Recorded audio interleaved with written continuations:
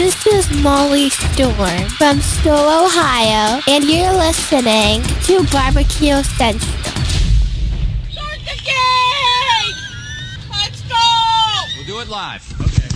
Well, do it live! I'll write it and we'll do it live! So to get that perfect barbecue, you use wood. Are you sure it's safe? Whatever. We put the lighter fluid on, strike the match, and... Oh! Should we call the fire department? That might be a good idea.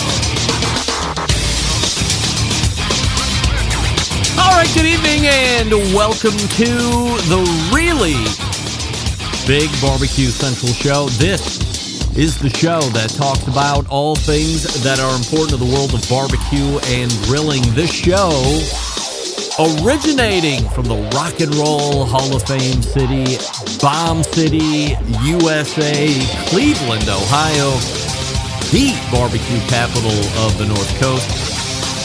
I'm your program host, Greg Rempe. Happy to have you aboard here on your Tuesday evenings, a live fire, fun, and frivolity show. If you'd like to get in contact with the show this evening, or you would like to follow the show during off-show hours, here's how you do that. You can get in touch with the show by sending an email to Greg at BBQCentralShow.com. Follow us on all the social media channels at BBQ Central Show. And be sure to subscribe to the show podcast feed on your favorite podcast platform. Anything else you want to find out about the show can be found at the main website, thebbqcentralshow.com. And here's what's happening in case you get the newsletter coming up in about 12 minutes from now.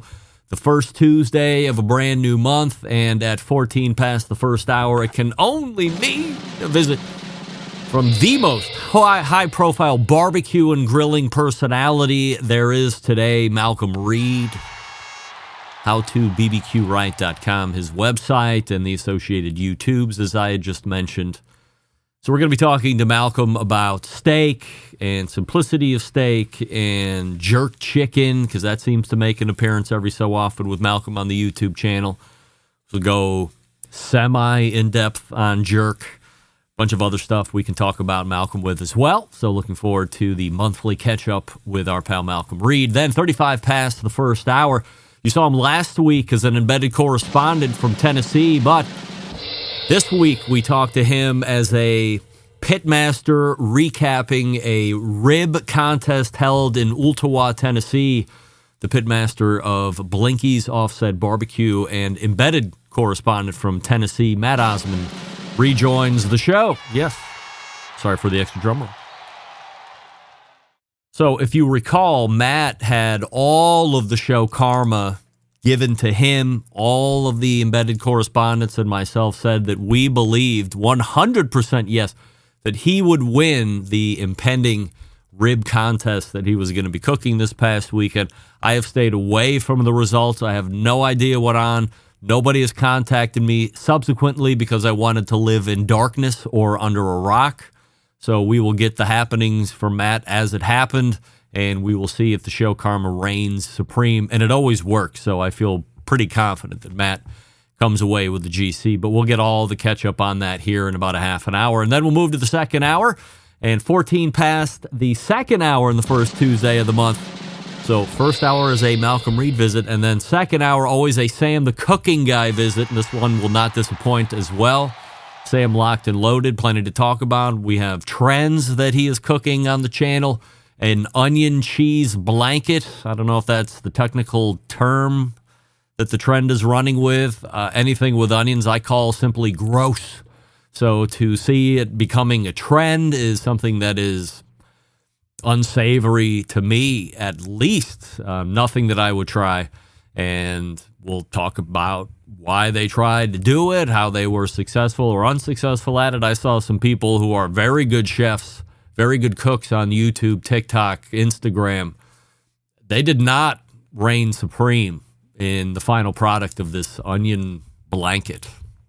I don't know. Or we're not going to get to any of that because I do have set agenda. I do have Sam the cooking guy, and typically those things are missing like ships in the night. So that's how the show is laying out here this evening. Malcolm Reed and a Matt Osman first hour, and then a Sam the cooking guy second hour. Don't forget you can follow me socially. Instagram, Twitter, TikTok, Snapchat, LinkedIn, all with the handle at BBQ Central Show. We say good evening to all of you watching tonight through one of our video streaming platforms. You can go to facebook.com/BBQ Central Show to watch, or twitter.com/BBQ Central Show, or you can watch on YouTube, which is youtube.com/@BBQ Central Show, where we have a new YouTube poll question of the week, and we're asking everybody this, including all guests, on the heels of last week's show. Do you personally know the mayor of any town? Any town, do you personally know the mayor? And currently 56% of you are saying yes. You personally know. I'm not saying do you know who the mayor of any town is. Certainly a lot of people know who mayors of towns are. But would you say you could walk up to this person on the street or call them on the phone, have them over for dinner or a cup of coffee? Personally know the mayor. Of course, we all know I know personally the mayor of Wickliffe, Ohio. We sat in on the show last week.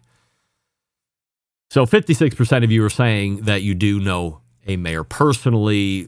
Results of the poll from last week. Did you know how the Michelin Star Guide really worked prior to Robert Moss or Daniel Vaughn explaining it? And 82% of you said, yes, you did know. I'm shocked that many of you knew that. I am aligning with the 18% that did not know that the Michelin Star Guide is bought and paid for, whatever. We start here this evening before Malcolm Reed joins us.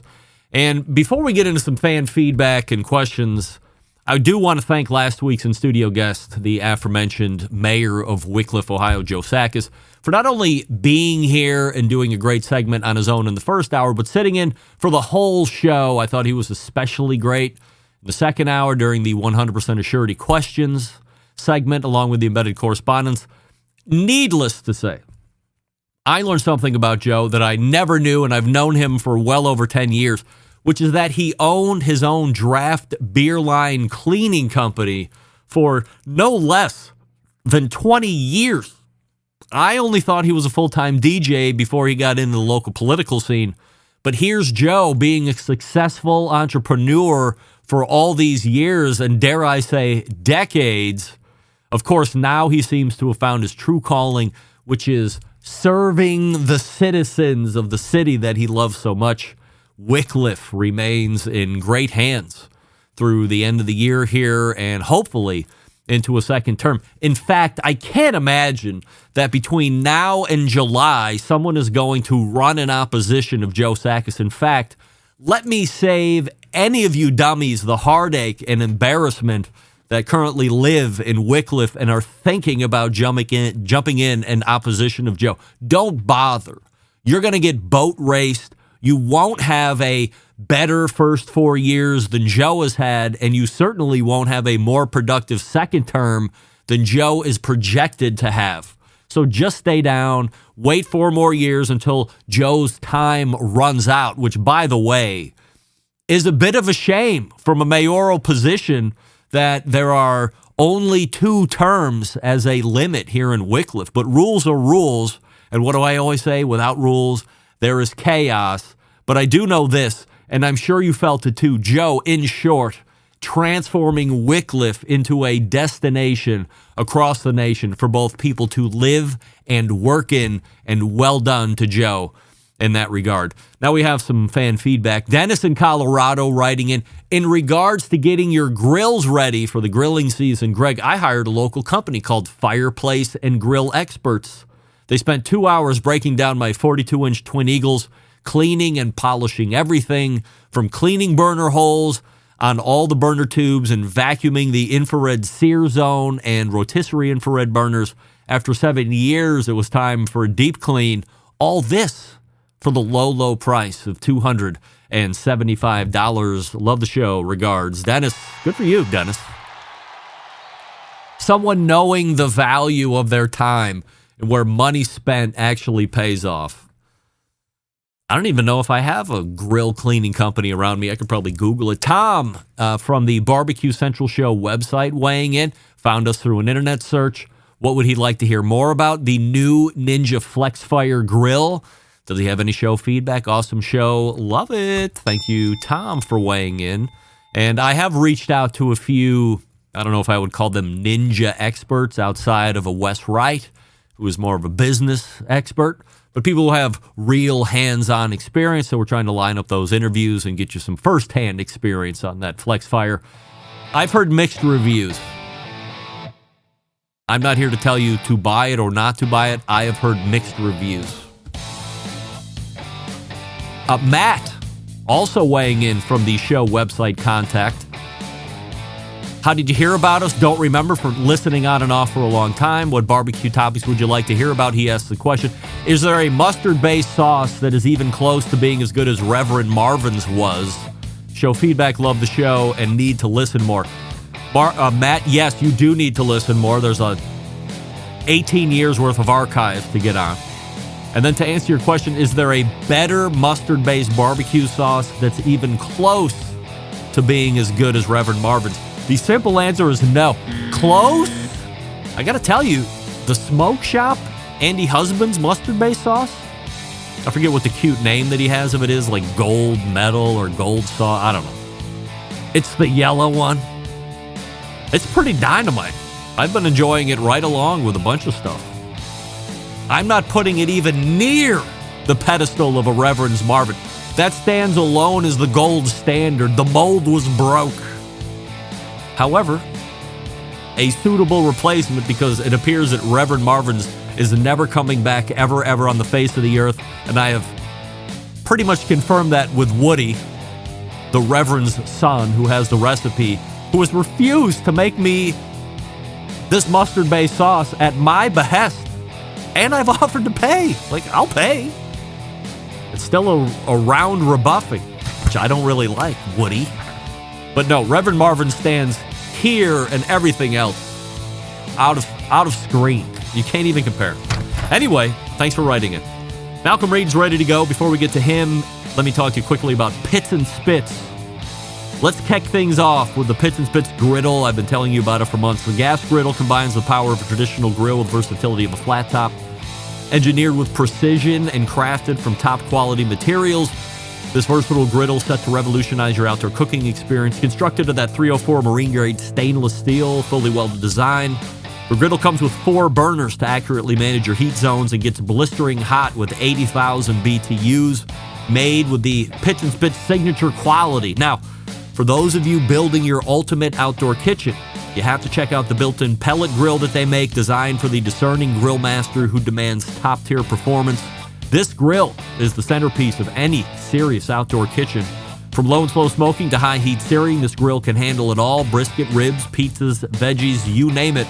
This grill can handle it. With the Pits and Spits legendary craftsmanship, you can be confident. It's built to last with stainless steel construction and a design that's reliable as it is versatile. So, are you ready to take your cooking to the next level? Head on over to pitsandspits.com/BBQ Central. That's pitsandspits.com/BBQ Central, all spelled out. Double T on the Pits and Spits. Use promo code BBQ Central for a free spice pack with orders over $500. Know this. If you order any cooker or fire pit or anything, it's going to be over $500. You're going to get that free spice pack. Just use code BBQ Central at checkout. And then we will have Malcolm Reed next. You're listening to the Barbecue Central Show.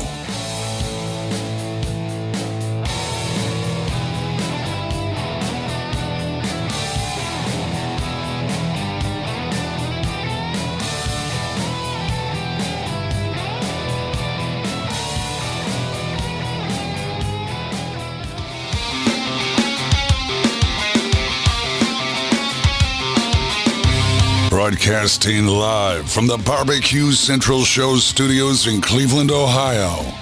You're listening to the Barbecue Central Show. Once again, here's your host, Greg Rempe. All right, welcome back. This portion of the show being brought to you by Fireboard, makers of Fireboard 2, Fireboard Pro, Fireboard Spark, Fireboard Beacon, and the all-new wireless Fireboard Pulse. Remember, when you use the Fireboard app and you have the connected ecosystem, you have access to all devices anywhere in the world, as long as you're on your Wi-Fi network.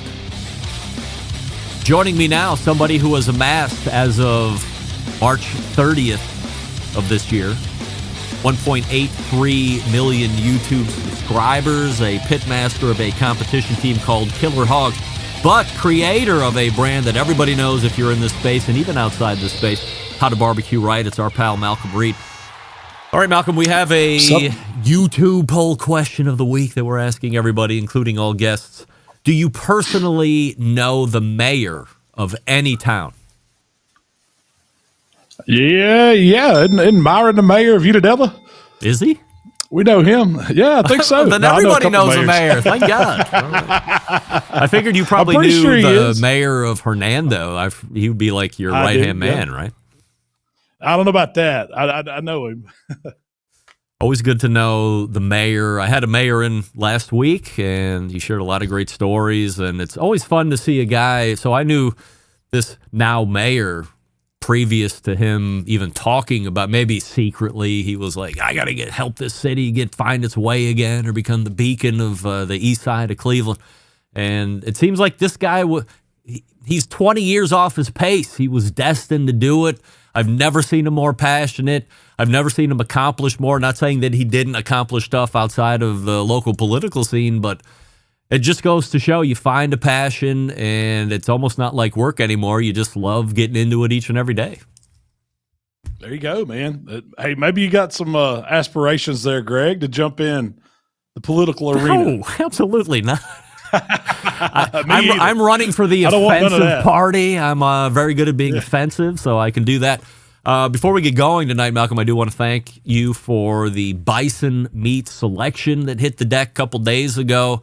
So definitely going to hit that up in the next 30 days or less than 30 days so we can do a circle up and have a little bit of a review next time. So there were some, let's call them steak cuts versus like there was also ground. So we had talked about the ground bison a couple different times. But do you suggest starting with one over the other for review?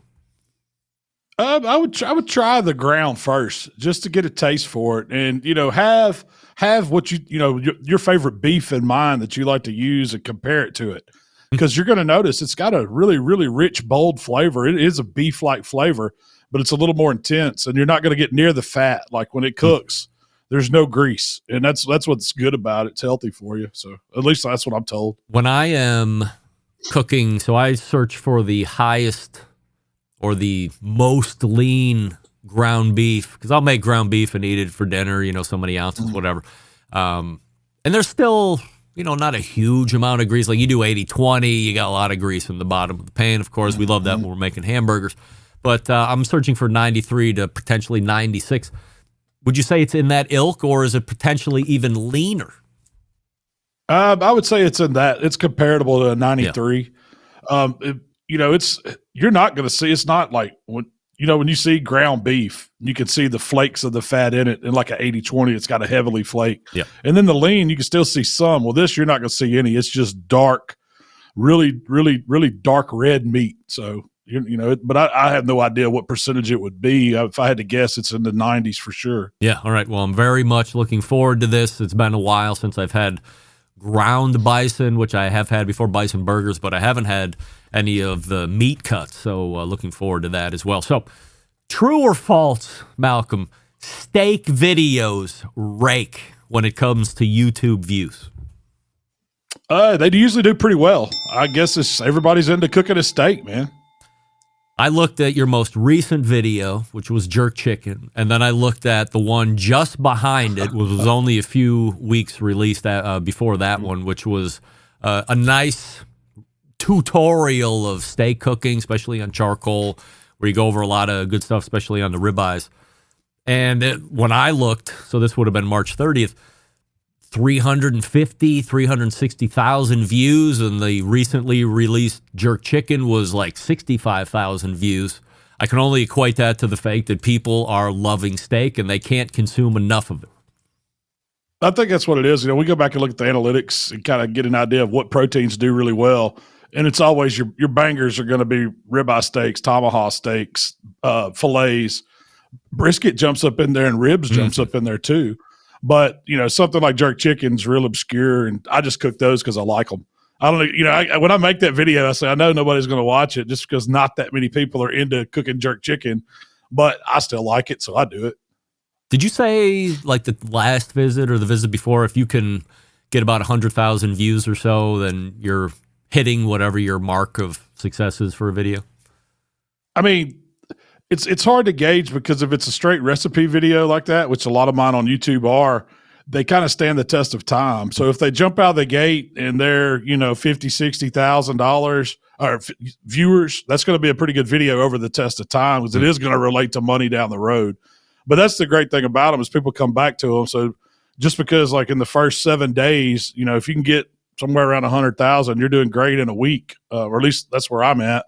And then you'll have those that are anomalies that just go to the top. So, but they always continue to grow. It's like they don't die out. You'll see them resurface later on in the year or certain parts of the year. If ever jerk chicken takes off as a fad somewhere, those videos still get a play. So you're constantly getting views on them. Yeah, I would have to imagine now that you're talking about it, every so often there's a food trend that pops up and now it's dominating social. And then I would assume inherently people are just going to YouTube or going to the Google machine and Googling anything that's related to that trend so they can kind of make it their own. And now you're getting a little bit of a halo effect where maybe that one was 4 or 5 years ago when released, but all of a sudden it's popping up as a searchable item, and all of a sudden you got a new 100,000 downloads or so.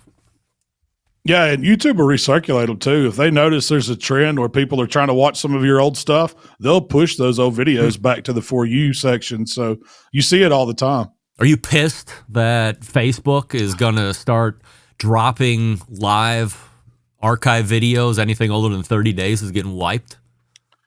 It's kind of odd. I don't know. It must be a server space something for them or something. I guess it's building up. But yeah, it's not really. I don't get pissed about it.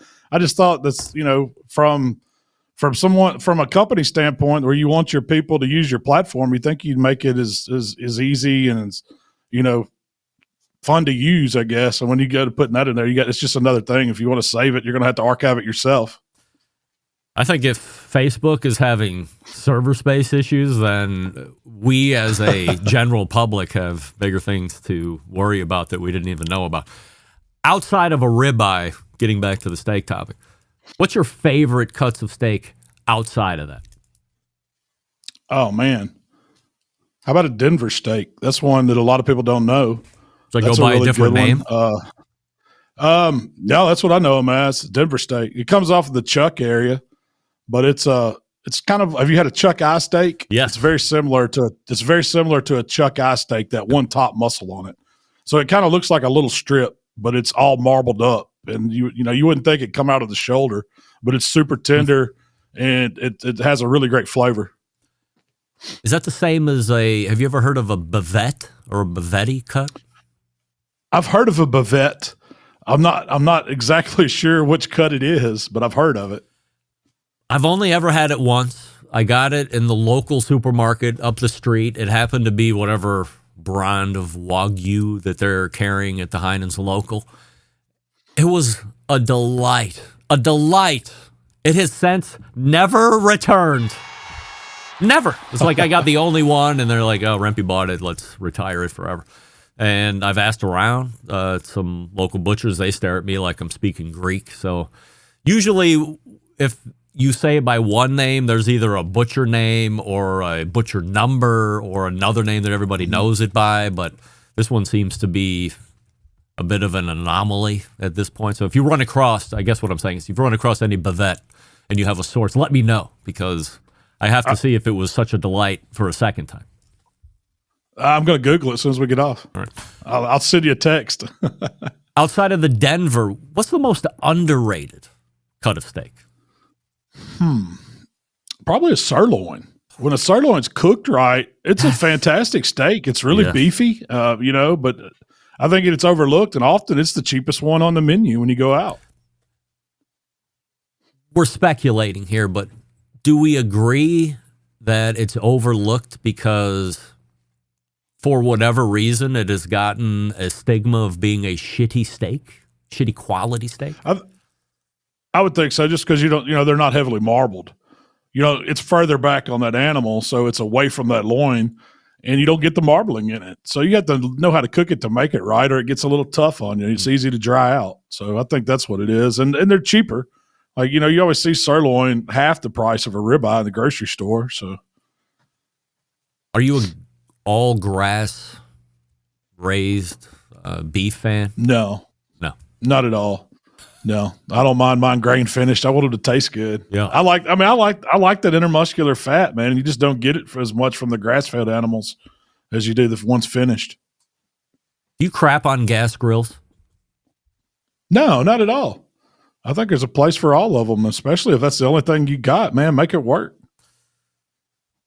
I feel like I feel much better about myself now that you said you like gas grills. I feel like I've been fighting a lone uphill battle for the last 5 or 6 years where I start to list out, and my fleet of cookers has dwindled sizably. I've started to get into old age, and I'm like, I'm just going to keep the ones I know I really like and use. And then I'm going to gift the other cookers that I have, I don't use as much, to friends that maybe want to get into this kind of cooking or that kind of cooking, be a nice guy. And I've kept the gas grill. In fact, I got a brand new one last year that was like the Sam's Club Members Mark grill that we were both talking about last year. I still use that thing to this day. It's big, it's powerful, it works great. The features and benefits are spectacular. And I mentioned it, people look at me like, oh, I had you at this level, and now that you're telling me you cook on a gas grill or that you even have one, I'm like dropping you down a few pegs. But I'm with you. Like, if that's all that you got and you're into using it, you can make it work really well. Absolutely. I've got that same grill in my smokehouse, and we use it all the time. I've even got one of those big, it's another Sam's Club grill. It's that event grill. There's no top, nothing. It's just all open, all burners. I've got grill grates to fit the thing out. Man, we use it all the time. And so I think it just comes down. I mean, I'm not one of those guys that's going to look down on somebody for the type of grill they have. If you're cooking outside, it's good to you, your family enjoys it. Hey, man, knock it out of the park. Keep doing it. So I mentioned the most recent recipe. You said it's a bit of a obscure one or a little bit more of a niche. Jerk chicken. So where does Malcolm's love and passion for jerk chicken come from? Oh, man. It started with chicken wings, and then I thought that was jerk chicken, going to like Buffalo Wild Wings and getting their, jerk sauce or whatever. But when me and Rochelle got married, I guess it's been 16 years ago, we got to go to Jamaica on our honeymoon. I saved up money and, took us both over there, and I got a taste of some real jerk chicken. And that was the one, I didn't want to do all the excursions where you go rafting and snorkeling and all that stuff. I wanted to go on the food excursions. So I was like, take me down to where the shops are. I want to hit the jerk stands. I want to try the different sauces. And I just kind of fell in love with that because it reminded me of old school barbecue chicken that I was used to cooking at home on just old drum style smoker, sideways drum. It's like one of those cheap grills. That's what these guys were using over there. And everybody had a chicken stand. Man, I don't care how many blocks you went. There was a chicken stand. And it was all about, it wasn't like barbecue sauce and seasonings and all that. It was just marinade. They make this spicy jerk marinade. They soak that chicken in it, and they just throw these pieces of chickens over burned down wood, make their own coal bed. And it's some of the best tasting chicken you've ever had. It's full of flavor. It's moist. It's juicy. It's not pretty by any means. It's not it's not like something you'd serve in a competition or something. It's real rustic, but man, the flavor of it's phenomenal. Do you make your own from scratch with ingredients, or do you use like a bottle jerk marinade that's good? So I've done it a couple different ways, but the best one that I found is to take like a bottled product. And there's one called Walker's Wood It's probably the most popular one sold in the world, but it's made in Jamaica and it's a bottled product. Well, I like to take that and doctor it up because it's a great foundation. You get some of those really good flavors that they use in it. And then I like to add a little more citrus to it, add a little sweetness to it because theirs is more about heat and savoriness. But I just like the little sweet flavor that brings it out. So I'll doctor that up. But I have made my own. But the thing with jerk, it's really not a brine or it's not a marinade per se. It's kind of a chunky sauce almost. So it has a lot of the fresh vegetables and the peppers and everything they put in it. They blend it up and it makes it real chunky. And, the herbs, the seasonings, the spices, all that helps get in the meat as it sits in it. And it pulls out juice of the chicken, so it ends up being really wet. But when it starts, it's almost like a paste, just a little bit thinner than a paste that's chunky. And so that's what makes it really good. From a cooking standpoint, just direct heat, or would you use a smoke? I mean, if you have the option, let's say you have a Green Mountain Grill, Traeger, whatever pellet cooker you got, or you have like Kettle or Primo or something like that. Which one do you want to use and why? I would think it needs to be medium high heat. So use whatever you got. I mean, your gas grill will work, but it's not like you're searing a steak or anything. It's cooking chicken. So if you cook chicken, I like to have a 2-zone fire going to where I've got, a little space away from that direct heat so I can start that chicken off. I can get it cooking. I can get it up to temperature. And that way, when I get ready to sear it over the hot coals or closer to the heat source, I can move it over, get the skin a little crispier, get it kind of charred up, get some of that really good flavor of flames almost kissing it, giving it some authentic flavor. But I mean, if you want to do it the real way, you got to have pimento wood, which I've never found that. I haven't went out of my way to fly it in or anything, but it's not readily available to us here. And so I just use coal or whatever I had. I've made some really good jerk chicken on the pellet grill. The last batch, I think I did it on my Primo, I believe. I can't remember. That video's been a couple weeks now, but I did it on the Primo, but I've done it on my Weber kettle. I've did it on a drum. So you could do it on any kind of grill, man. Cuts of chicken work better in this kind of a situation? It's up to you. Like, when I've seen traditional jerk chicken, it's always kind of quartered up or split up. It's like they start with a whole chicken and they just cut it into pieces themselves. The pieces that are too large, like the breast, they'll take those and chop them in half or cut slits in it to get it to cook faster. For me, I really think the best piece is that wing. That's got all the flavor. It's got the extra skin on it. I'm a wing guy, so I like that. But a lot of people like the thighs, man. From a what's coming up standpoint over at How to Barbecue Right, what should we be looking for the next 30 days or so?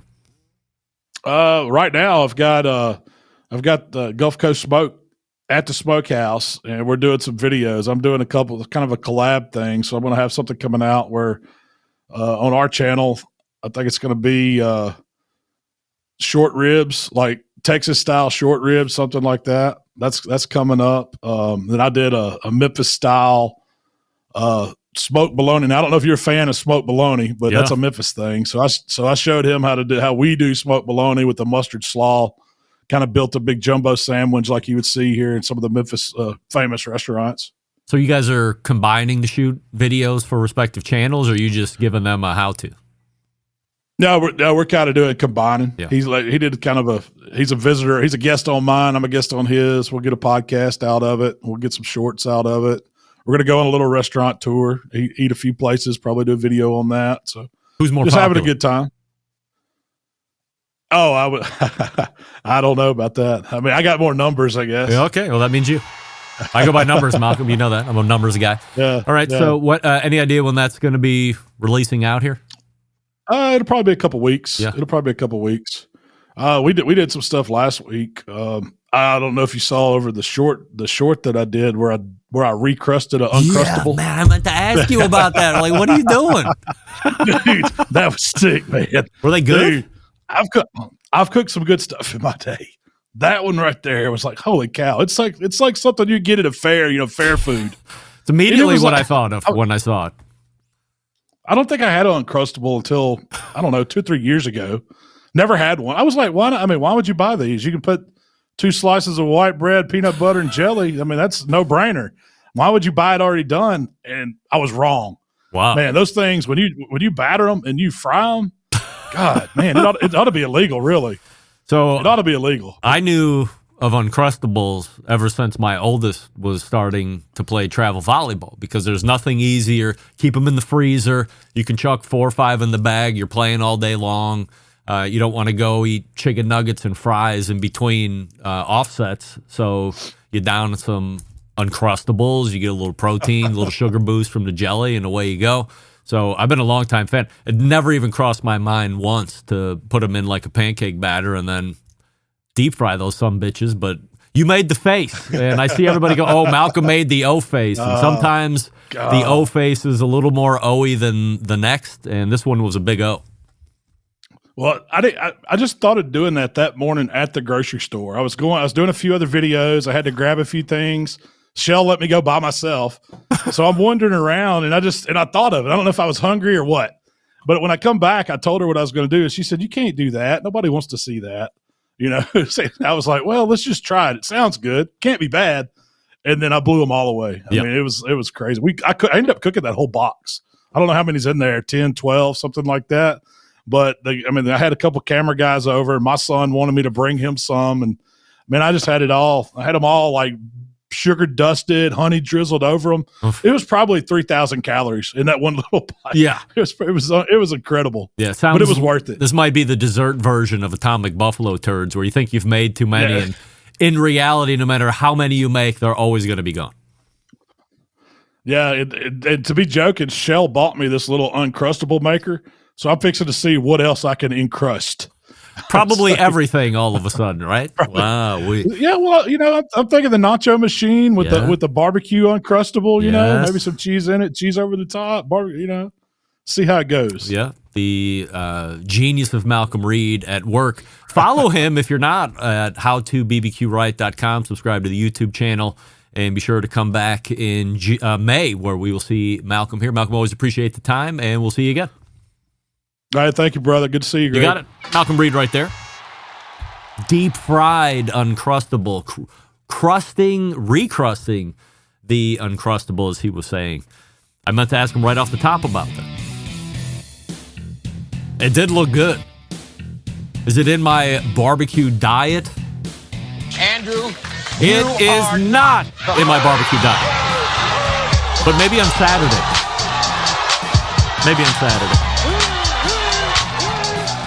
Get back from Houston. All right, Matt Osman is in the green room. We'll find out if the show karma holds true or not. Wait with bated breath like me. Speaking of Primo Grills, the aforementioned, what do we love about ceramic cookers? We love that they're fuel efficient. We love that you can achieve low and slow temperatures for the traditional barbecue meats, but we also love that they can get rip-roaring hot for the high-temperature grilling of steak and other thin cuts. But what's missing in the everyday lineup of ceramic cookers? The real ability to do true two-zone cooking. Two-zone cooking is very important to both professional and backyard cooks alike. The best way to manage a fire and cook with confidence. However, getting a two-zone fire in a round ceramic cooker is not very realistic. Why? Because it's round. Enter Primo and their game-changing oval design. The shape gives you the ability to execute that two-zone setup that you desire. It also gives you the other ceramic grill benefits as well. And when you break it down, there's more than 60 different ways to configure the Primo cooker. So you're only limited by your culinary imagination. Just got my hands on the pizza oven accessory. Oh, this thing was great. Also, the Primo grill rotisserie.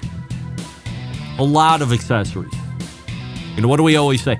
In the end, what do you spend the most money on? Accessories. It's not the grill.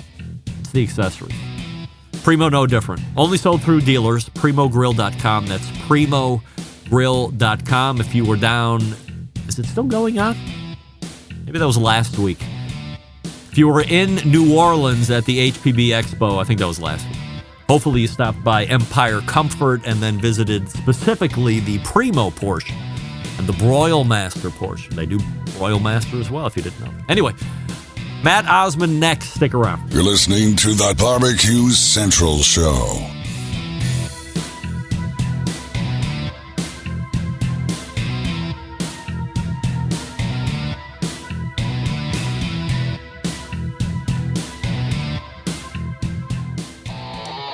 Howard Stern, Jim Rome, Dan Patrick, and Greg Rempe. The Mountain Rushmore of talk show entertainment. Now, let's get back to the Barbecue Central Show. This portion of the show being brought to you by Pit Barrel Cooker, the most unbelievable outdoor cooking device on the planet, currently available in 3 sizes with a host of accessories. It doesn't matter if you're a beginner or a professional, it's a cooker you want to add to the arsenal. Visit pitbarrelcooker.com and tell them the Barbecue Central Show sent you. My next guest is the newest embedded correspondent from Tennessee, the owner of Blinky's Offset Barbecue. He was a participant in this past weekend's rib contest held at Owl's Nest Barbecue Supply that he was guaranteed to win because of the show karma that was laid to him off of last week's Embedded Correspondence segment. Let's see if indeed he claimed top prize, which is kind of an afterthought, I would imagine. We welcome back Matt Osman to the show. Matt, before we get to all of the great news, we have a YouTube poll question of the week that we're asking everybody, and it's this. Do you personally know the mayor of any town? Yes, I do. You are part of the 47% that are saying yes, they do. I love it when we are oh so close to a 50-50 split. I join you as being one of those 47, of course, off of last week's segment. All right, Matt. 100% yes or 100% no, extending from last week. You won this past weekend's rib contest held at Owl's Nest Barbecue Supply. I feel like there's an April Fool's joke here, but 100% no. What? The first time in show karma history where you had it because you showed up on a Tuesday and you didn't walk away with all the bragging rights, cash, and associated hookers and blow. What happened? Man, where do I start? Start from the beginning.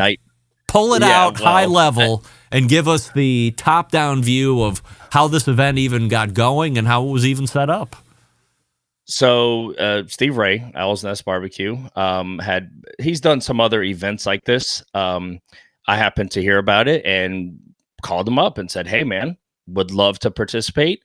He kind of kept it small and quaint, about 15 teams. And he says, yeah, come on, let's do this. That's great. So, I register and I'm in. Conversation evolves. He asked that kind of does a thing that he needs some sponsorships. A lot of great people. Hey Girl Hey, was a sponsor of it, The Good Charcoal. And so I kind of efforted that with my participation in them. And we got there. It was this past Saturday. For me, to answer the question of what happened, you probably have to at least start the night before, because it wasn't for lack of practice cooks. I did 4 of them to be specific. I started on a kettle and ended up cooking on a pit barrel that I brought out there to cook my 1 rack of ribs. I did a test cook the night before, and there was some sickness going on in the house with the kids and kind of one of those rough nights. I slept in. That's the bottom line. Owl's Nest is... Yeah. Owl's Nest in Ottawa is on the Eastern time zone just by a little bit. And so me being in Central time, I knew I was going to lose that hour. I wanted to get up. I set the alarms. I was there. I was in it. 4:30 in the morning. Here we go. I'm going to get there at 7:30. I got time. No. I woke up at a smooth like 6:15 a.m. Now, put this into perspective. I'm an easy 2 hours away. And it's already 7:15 there. There you go. So I, of course, and didn't load the tent, had half anyway. I scramble in the morning. I mean, I'm frantic. You had nothing ready to go, and you were late, is what you're saying. I had it packed. I didn't have it in the truck bed, if you will. Like, it was all gathered. I didn't, that anyway. Silly me, okay? Self-sabotage. Nobody else to blame. About 93 was my mile per hour average. Let's hold on a second. Let's dig into that a little bit more. In hindsight, did you maybe really not want to do the rib contest and you were hoping that you got yourself out so late where maybe you would start down the road and go, you know what, I'm not even going to go? No, no, to answer, because when I woke up after a word of profanity or two, was like, and I'm doing the math, and I'm like, man, this is going to be cutting it so close. Is it even worth it? Right. And I'm like, do I call him right now and say, hey, man, slept in, my bad. You're 2 hours out. Like, I'm not going. And I said, no, I can win this. Number one. Number two, I said I was going to be there. Number three, co-associated brand, I was half sponsoring the event, if you will. So I went. I made the decision. I kept my word. I'm going to cook it. Did you have to be checked in by a certain time? Not necessarily, as I understood the rules and whatnot, but this was what was afforded to teams. You could get there early.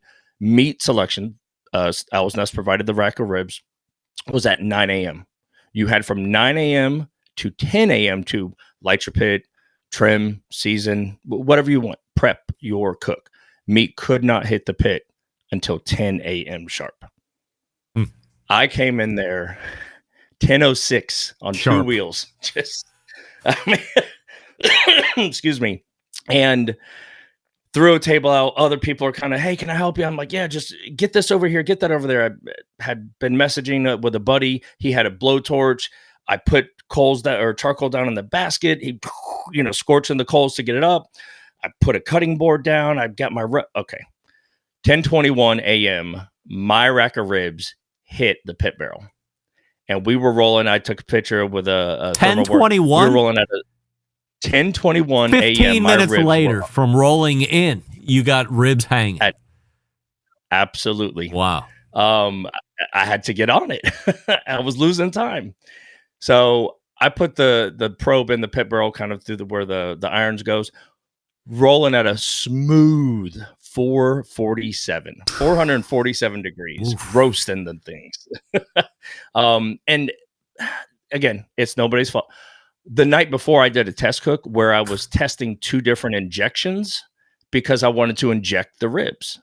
Even though it was a short cook, I was like, man, I think I can pack this flavor, a comp guy thing. Yeah, but right? who's even judging it that's even going to know? I was in my head. I mean, I was trying, but I wanted to. Okay. 10:21 ribs on. So I'm kind of calmed down, if you will, for a little bit. 10:41, right? ribs are done. It's 475. I mean, it was say hot and fast, man. Yeah. So I get my little area kind of situated, whatnot. The Good Charcoal had been the charcoal sponsor, and we donated briquettes to use and for all the teams to use. So I had Good Charcoal in there. I had lump charcoal in there. And about the time I'm calming down, about the time I'm starting to build a bark, there was a little hiccup, if you will. Some other teams that were there and Steve was, let me say this up front, incredibly professional, super nice guy. Steve, of course, just very gentle, direct, but there were some grumblings that I may or may not have been cheating or cooking outside the lines, if you will. Like how? And it was because I was using lump charcoal, yeah, albeit the same brand, and they had briquette charcoal. So what?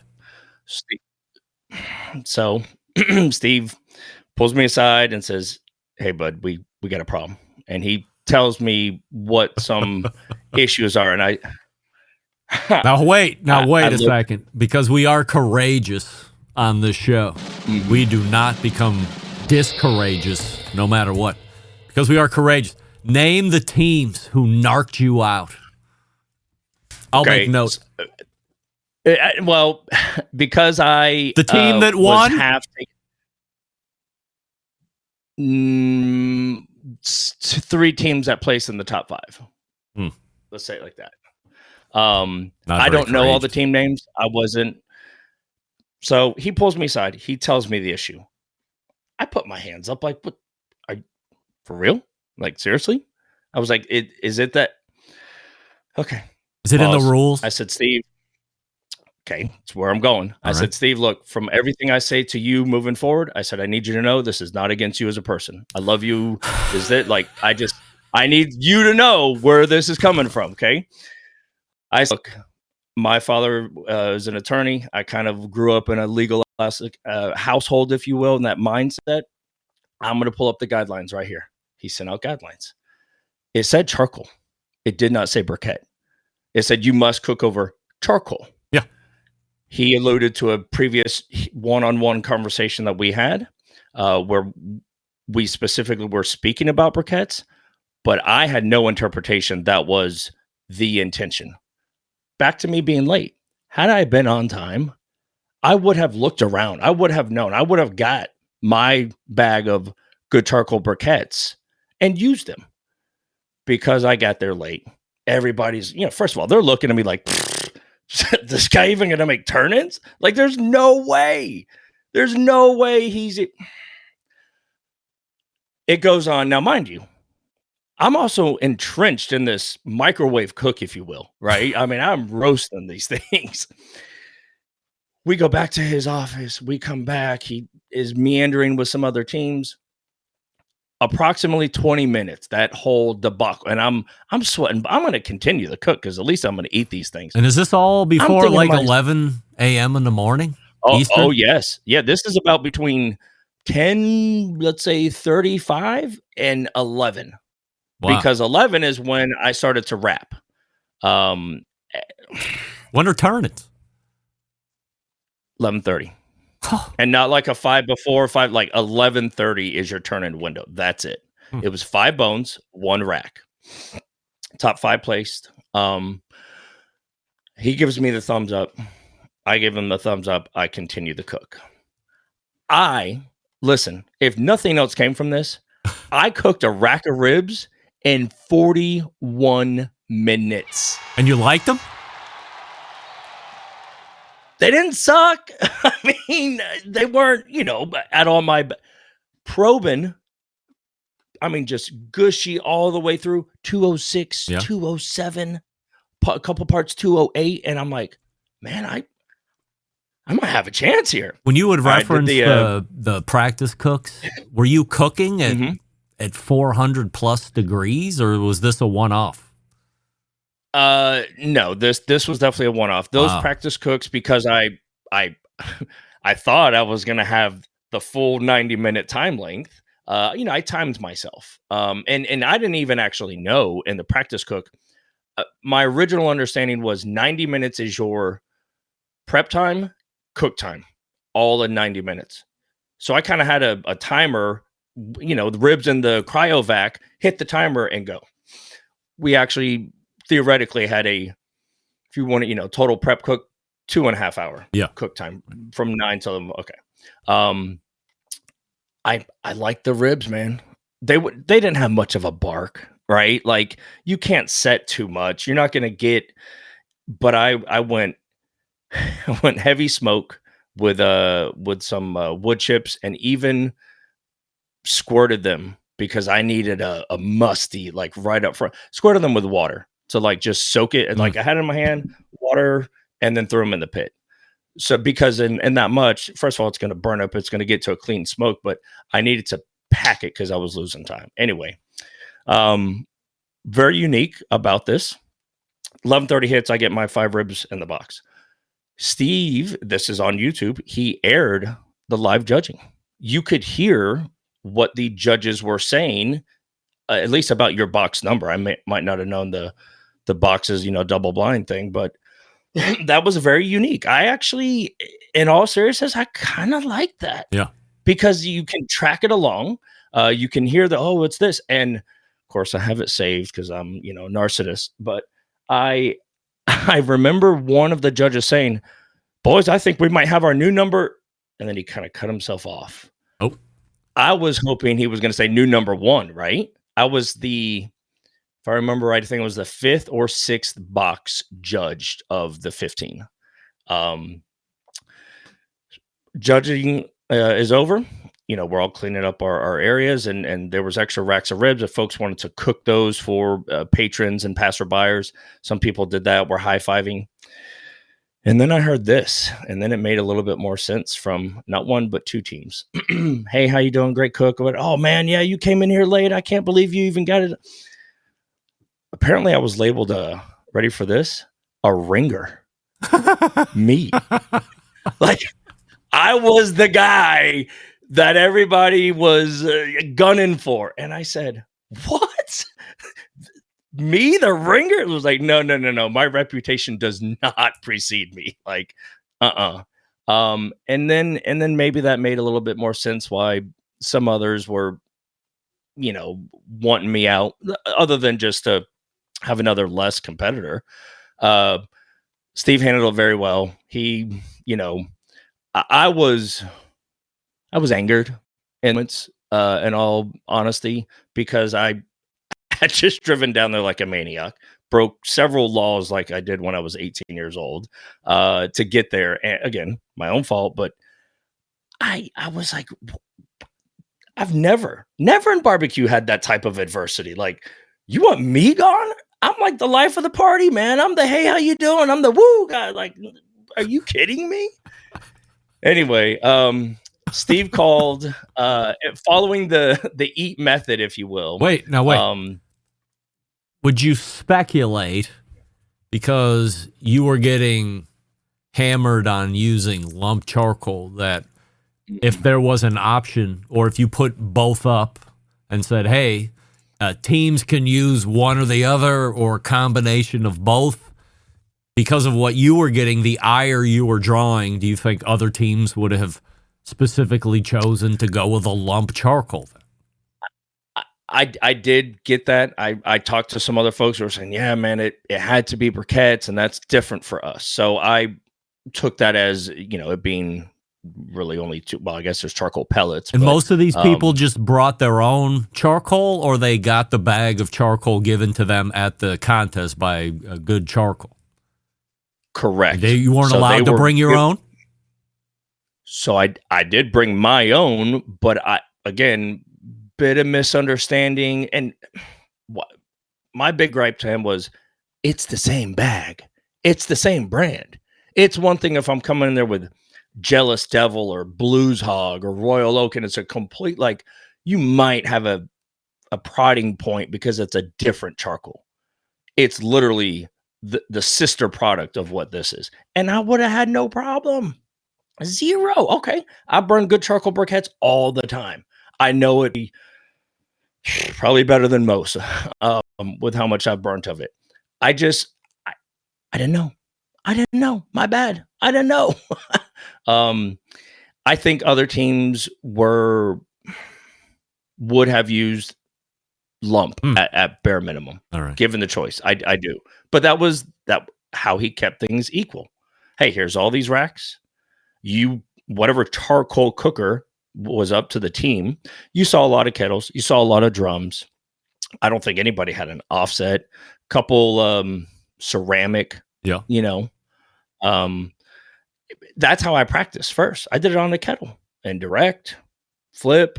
It was a Greek style rib contest, if you want to put it. And Steve alluded to that. I mean, hey, flipping ribs on a grill is a great eat from time to time. Yeah. He called out the names, bottom all the way, he threw up and said, I'm going to stop at top 5. If you don't hear your name called, you're in the money. And I'm like, all right. Get the tripod set up, hit live, trying to fidget. And 15, 14, 13, 12, pauses for a little bit, 11. And right when he gets to 10, I'm like, all right, here we go. I got a chance, man. I faded all these. I'm for sure. I'm 9. In 8th place, Matt Osman. I was like, oh, man. So I got 8th. I got 8th overall. Mid-pack. All things considered. Mid-pack for a 6-minute late arrival, 41-minute cook. Not bad. Yeah. Now, had I have actually been more responsible, had I been there on time, it wouldn't have stand a chance. I had show karma behind me. I sabotaged. They would not even have held a flame. Wow. Oh, tough. man. That's tough guy talk, Matt, if I'm being honest. But listen, hey, if you don't believe in yourself, who's going to, right? Is Steve going to be putting on any of these other competitions, number one? And then number two, if you're going to do it, are you not going to self-sabotage and show up on time? Answer question number one. He alluded to a wing contest in the future. It's yummo. Very interested in that. I would love to sign up, schedule and whatnot, depending on for business and whenever it is. If I can go, I'm there. And 100% yes, I will not self-sabotage. All right. Did you buy a restaurant? Ish. I mean, it's not. It's like being kind of pregnant. I mean, you did or you didn't. I bought a commercial site. Let's say it like that. So, to put it simple, I'm calling it the world headquarters, right? Blinky's Offset Barbecue World Headquarters. I'm going to set up the food truck in front of it first. Serve out of the food truck. Yes, sir. It's a house built in the 50s is what it is. There's either a storm shelter or bomb shelter, probably a big difference. But I'm going to find out one of the two that's in the backyard of this place. Bomb shelter is going to be encased in cement. There's a whole bunch of cinder block, and it kind of goes down at a bit of a pitch and angle. So I'm going to go down there. I'll probably record it. If I make it back out, then I'll post it. But yes, it's going to be food truck first, right? Just outside. I'm building out the garage with the FRP on the wall and a 3-comp sink as a more sizable prep kitchen, if you would, than inside the trailer, kind of like a commissary. And we'll slowly build out the inside for eventually a brick and mortar. Wow. Yes, sir. All right. Any time frame on that? 5 years or less? 10 years or less? Oh, no. Brick and mortar pending, unless, let's be honest, that's why I'm a food truck. I can pick up and drag to anywhere else. If I don't hit my metrics within, I'll say a year, then I may just stay a food truck and travel. But I have high hopes for this area. There's literally no other restaurant, and maybe there's a reason why. Maybe there's not. I'm going to find out. Right. Nothing ventured, nothing gained. That's right. So we'll keep track of that. And we're talking with the 8th place finisher of the Owl's Nest Barbecue Rib Contest from last weekend. It's our pal, Matt Osman, Tennessee Embedded Correspondent and Blinky's Offset Barbecue owner, proprietor. Matt, appreciate the look back on this past weekend. I might have to line up Steve Ray for his version of this next week, but we'll see if I still have an interest in that. But appreciate you coming on nonetheless in successive weeks and sharing the story. Sir, thank you. You got it. Pat Osman right there. Lot to unpack there. We can do that as we head into the second hour. We should catch up while we have the chance. Hey, Big Papa Smokers is celebrating 15 years of being in the barbecue business, from award-winning rubs and sauces to premium grills and smokers. Big Papa's has everything the barbecue lover in your life needs. Discover pitmaster favorites like Sweet Money, Double Secret, Cash Cow, and competition brisket and steak rub. For a limited time, use promo code REMPY15 at checkout and get 15% off your purchase. Some exclusions apply. Visit BigPapaSmokers.com for details. Big Papa Smokers, where your food just got better. Let me double check this. Make sure that I...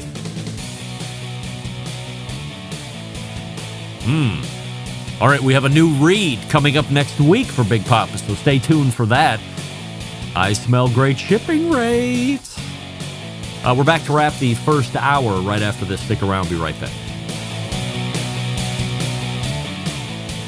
Continuing to produce incredibly mediocre content in an exceptionally professional way. You're listening and watching the Barbecue Central Show. Once again, here's your host, Greg Rempe. We thank Matt Osman once again for joining us. You can find Matt at Blinky's Offset Blinky's offset BBQ and then the underscore after the Q. Matt gets up late. Matt loses the hour on the time zone change. Matt cooks one rack of ribs? What are you doing? I think we are going to line up Steve now that I'm thinking about it, perhaps in the second hour. Why not? All right, we are heading to the second hour. We're a little late here, so abbreviated top of the hour, top of the second hour, if you will. And then a Sam the Cooking Guy visit. You are listening and watching the Barbecue Central show right here on the Barbecue Central Network. Stick around. We'll be right back.